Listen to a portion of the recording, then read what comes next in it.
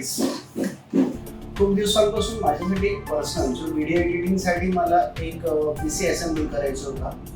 त्याच्यासाठी मी खूप सारे व्हिडिओज बघितले, नेटवरनं इन्फॉर्मेशन काढली, कारण की मला इन बजेटमध्ये माझं एक स्पेसिफिक बजेट होतं.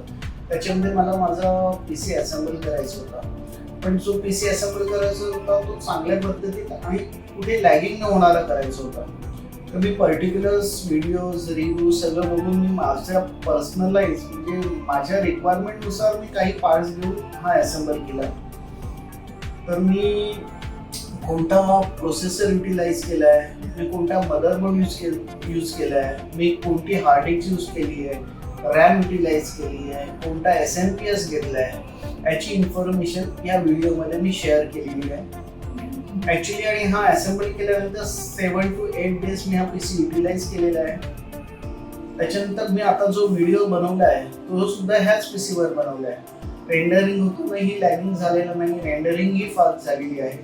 तो तुम्हाला टेक्निकल इन्फॉर्मेशन किंवा काही स्पेसिफिकेशन ज्या माझ्या PCच्या मी असेंबल करताना वापरलेल्या आहेत ह्या सगळ्या मी ह्या व्हिडिओमध्ये तुमच्याशी शेअर करतोय. Thank you so much.